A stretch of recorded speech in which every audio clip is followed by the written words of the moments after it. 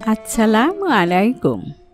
হযরত ওমর রাদিয়াল্লাহু তাআলা আনহু এর ইসলাম গ্রহণের কাহিনী। ইসলামের দ্বিতীয় খলিফা হযরত ওমর ফারুক রাদিয়াল্লাহু তাআলা আনহু। তার শাসন আমলে সর্বাধিক অঞ্চল মুসলমানেরা বিজয় করেছে। তার ইসলাম গ্রহণ মুসলমানদের শক্তিশালী করেছে। ইসলামের জন্য তার প্রতিটি পদক্ষেপ কল্যাণ বয়ে আনলেও প্রথম দিকে মক্কার অন্যান্য মুশরিকদের মতো তিনিও ছিলেন ইসলাম, মুসলমান ও মুহাম্মদ সাল্লাল্লাহু আলাইহি সাল্লামের ঘোর বিরোধী।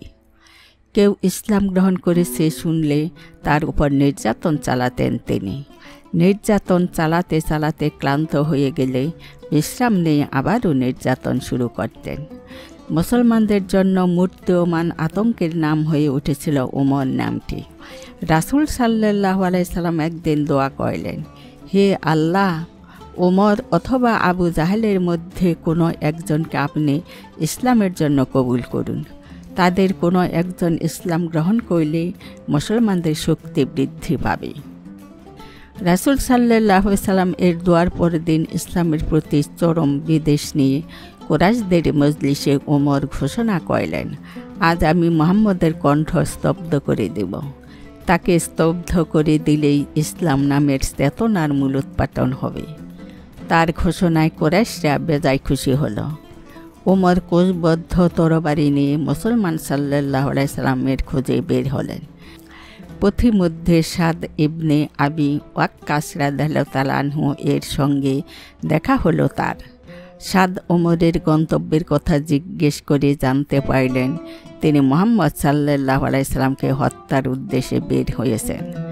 তিনি তাকে ফেরানোর উদ্দেশ্যে বললেন, মুহাম্মদকে পরে হত্যা করো, আগে তোমার বোনের খবর নাও। সেই তো ইসলাম গ্রহণ করেছে। ইসলাম তো এখন তোমার ঘরেই প্রবেশ করেছে, আর তুমি যাচ্ছ ইসলামের নবীকে হত্যা করতে। এ কথা শুনে ওমরের মেজাজ চরমে উঠে গেল। তিনি রাসূলের ঘরের পথ পরিবর্তন করে নিজ বোনের বাড়ির দিকে রওনা দিলেন। বোনের বাড়ির দরজায় গিয়ে শুনতে পেলেন তার বোন ফাতিমা ও বোনের স্বামী সাইদ ইবনে জায়েদ রাদিয়াল্লাহু তাআলা আনহুকে কুরআন শিক্ষা দিচ্ছেন। তারা ওমরের উপস্থিতি বুঝতে পেরে খাব্বার রাদিয়াল্লাহু তাআলা আনহুকে লুকিয়ে রাখলেন। ওমর ঘরে ঢুকেই জিজ্ঞেস করলেন, তোমরা কি পড়েছিলেন? এ কথা বলেই তিনি ভগ্নিপতিকে মারতে শুরু করলেন। তাকে রক্ষা করার জন্য বোন ফাতিমা এগিয়ে এলে জাপটা জাপটিতে তার মাথায় আঘাত লেগে রক্ত বের হতে শুরু করল। এই পরিস্থিতিতে ওমরের বোন প্রচণ্ড জেদ চেপে বলে বসলেন, হ্যাঁ, আমরা ইসলাম গ্রহণ করেছি, তোমার যা ইচ্ছা করো। এমন বেপরোয়া জবাবে ওমর কিছুটা অপ্রস্তুত হয়ে বোনের দিকে দৃষ্টি বুলাতেই খেয়াল করলেন তার কপাল দিয়ে রক্ত ঝরছে। বোনের এমন অবস্থা দেখে তিনি কিছুটা শান্ত হয়ে জিজ্ঞেস করলেন, আচ্ছা, তোমরা আমাকে বলো, তোমরা কি পড়ছিলে? ওমরকে শান্ত দেখে বোন আরও সাহসী হয়ে উঠে বললেন, এই বাণী পড়তে হলে তোমাকে গোসল করে পবিত্র হতে হবে। ওমর গোসল করে এলেন। তার ভেতর এমন পরিবর্তন দেখে খাব্বাব রাদিয়াল্লাহু আনহু আড়াল থেকে বেরিয়ে এসে বললেন, ওমর, তোমার ব্যাপারে গতকাল আল্লাহর রাসূল সাল্লাল্লাহু আলাইহি সাল্লাম দোয়া করেছিলেন, আল্লাহ তার দোয়া কবুল করেছেন। এরপর খাব্বাব রাদিয়াল্লাহু আনহু তাকে সূরা তহার প্রথম রুকু পর্যন্ত তিলাওয়াত শোনালেন। তিলাওয়াত শুনে তার চোখ দিয়ে অশ্রু ঝরতে শুরু করল। তিনি খাব্বাবকে দ্রুত তাকে নিয়ে মুহাম্মদ সাল্লাল্লাহু আলাইহি সাল্লামের কাছে যাওয়ার অনুরোধ করলেন। খাব্বাব তাকে নিয়ে তাৎক্ষণিক দারুল আরকামের দিকে রওনা দিলেন। ওমরের হাতে তরবারি দেখে সাহাবীরা তাকে সামনে প্রবেশের অনুমতি দিতে চাইলেন না।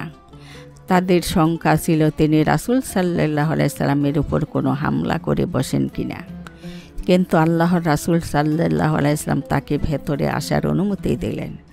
ওমর যেই তরবারি হাতে রাসূলকে হত্যার জন্য বের হয়েছিলেন, সেই তরবারি রাসূল সাল্লাল্লাহু আলাইহি সাল্লামের পায়ের কাছে আত্মসমর্পণ করে ইসলাম গ্রহণ করলেন। ইসলাম গ্রহণের পর তিনি কাবা প্রাঙ্গণে গিয়ে প্রকাশ্যে নামাজ আদায় করলেন। হযরত ওমর রাদিয়াল্লাহু তাআলা আনহু এর ইসলাম গ্রহণের পর ইসলামী সংগঠনের শক্তি যথেষ্ট পরিমাণে বৃদ্ধি পেল। এতদিন মুসলমানরা প্রকাশ্যে ধর্মীয় কর্তব্য পালন করতে পারছিল না। কাবা গৃহে জামাতের সাথে নামাজ পড়াও ছিল অসম্ভব ব্যাপার। কিন্তু হযরত ওমর রাদিয়াল্লাহু আনহু এর ইসলাম গ্রহণের পর অবস্থার অনেক পরিবর্তন ঘটল। তিনি নিজেই প্রকাশ্যে ইসলাম গ্রহণের কথা ঘোষণা করলেন। এ ব্যাপারে অনেক হাঙ্গামা হলো বটে, কিন্তু শেষ পর্যন্ত মুসলমানরা কাবা মসজিদে জামায়াতের সাথে নামাজ আদায় করার সুযোগ লাভ করল। তাদের সংগঠনও আগের তুলনায় অধিকতর শক্তিশালী সংগঠনে পরিণত হলো।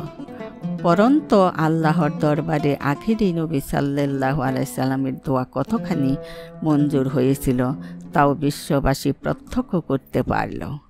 দীর্ঘ 1400 বছর অতিক্রান্ত হবার পরও আজ ইতিহাস সাক্ষী দেয় যে আল্লাহ তাআলা হযরত ওমর রাদিয়াল্লাহু আনহু এর দ্বারা ইসলামকে যে সম্মান ও মর্যাদা দান করেন তার দ্বিতীয় কোনো নজির নেই। আসসালামু আলাইকুম।